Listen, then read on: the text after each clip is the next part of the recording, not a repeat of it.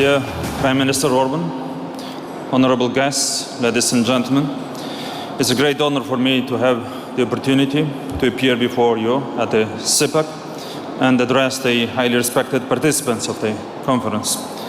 50 years have passed since the inaugural CPAC, a pivotal moment that laid the foundation for our ongoing struggle to uphold traditional values. Yet recent and anticipated global developments underscore the imperative to further fortify our reports in safeguarding our centuries-old traditions and national identity. Today, the world order is experiencing profound shifts. The evolving international landscape demands a coordinated response. Through collaborative action, we can actively contribute to fostering positive developments in defense of our shared values. Therefore, I would like to thank you for organizing today's conference, which offers us a valuable platform to discuss our common perspectives. Homeland, language, and faith. These are the three main pillars that have been forming the national identity of Georgia since the 4th century, when Georgia declared Christianity as its state religion. Historically, our small but freedom-loving and proud country had to exist at the crossroads of empires. For centuries, Georgians fought and sacrificed themselves to protect their homeland, their cherished land. For generations, Georgians have steadfastly preserved their language. In 1978, our parents' generation courageously rallied to defend the Georgian language when the Soviet government threatened to revoke its status as a state language. Through the unwavering resolve of the people, the Soviet government was compelled to backtrack. We Georgians had to fight for centuries to protect our faith and religion, Christianity. Our history has taught us that any occupation of a country is temporary if the conqueror fails to destroy the identity of the people. Therefore, all conquerors had as their first task an attack on the religion of the Georgian people. Last of all, this was attempted by the Soviet Bolsheviks, who destroyed churches and forbade believers to pray. However, Georgia won all battles, fought for faith, and was able to protect and preserve Christianity. Current challenges of our country are similar to those that Georgia faced for centuries. The most interesting thing is that they are faced by the whole world today, which pose risks to both the smallest and the largest countries and nations. The so-called liberals are presently putting at risk the identity of countries and nations around the world. Europe and the United States face such risks most of all, where the so-called liberal ideology has the most widespread roots. Uncontrolled migration poses the greatest threat to the national identity of European countries.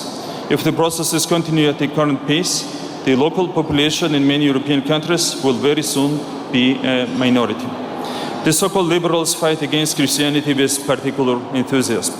The only difference between the so-called liberals and the Bolsheviks is that the latter used sledgehammer as their main weapon in the fight against religion, while the liberals fight against Christianity with propaganda, which, under the conditions of total control of the media, has much stronger power than the sledgehammer.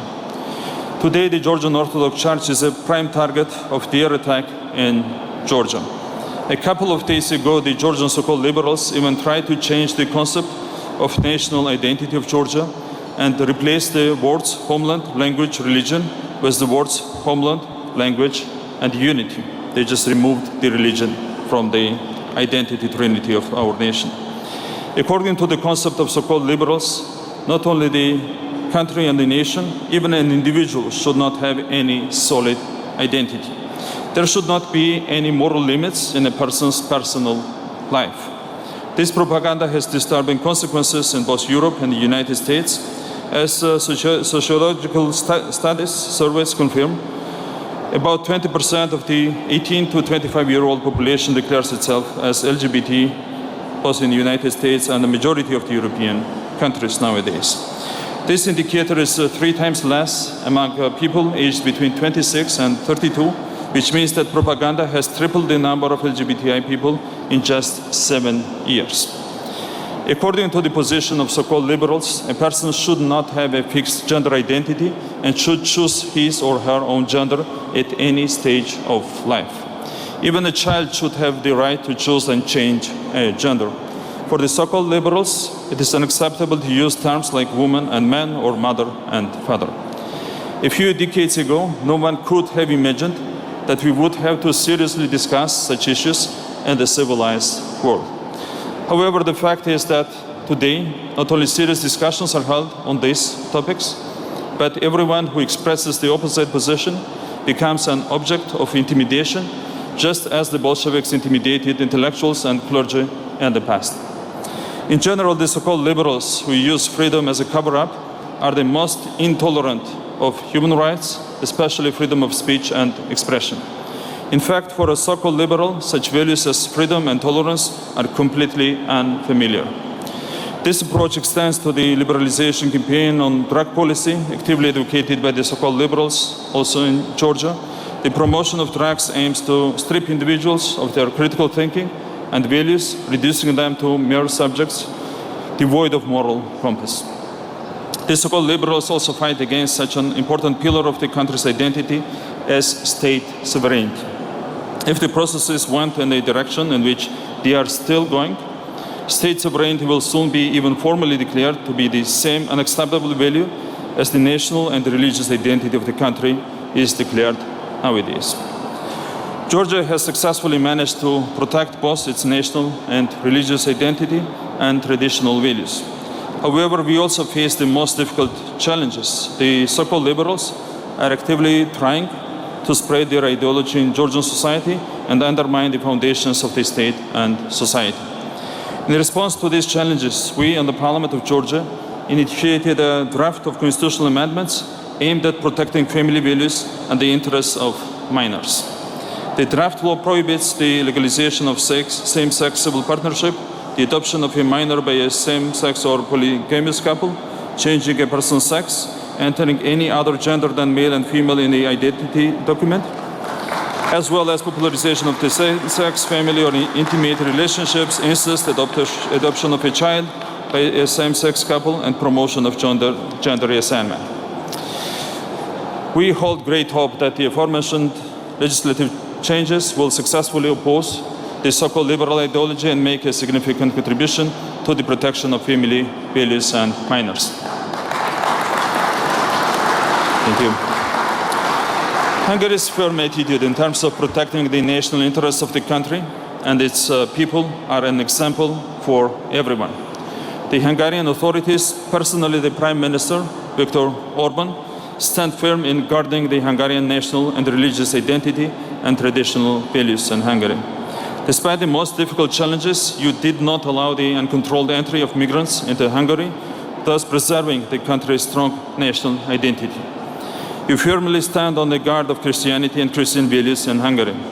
You firmly oppose the so-called liberal propaganda so as not to allow children and young people to be harmed and their moral values shaken. You firmly protect the state sovereignty in Hungary, which is a necessary precondition for the protection and promotion of the country's national interests. Hungary and its government, Prime Minister Viktor Orban in particular, are role models for everyone who values the word homeland and patriotism.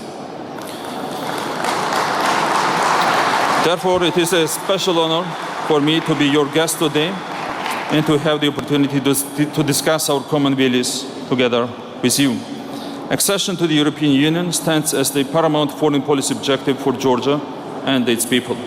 I'm confident that in the near future, Georgia will attain full membership in the European family, and together we should make substantial contributions to fortifying the European Union and advancing a Europe founded on steadfast values. May God grant us strength and guidance to pursue this crucial endeavor. Thank you very much.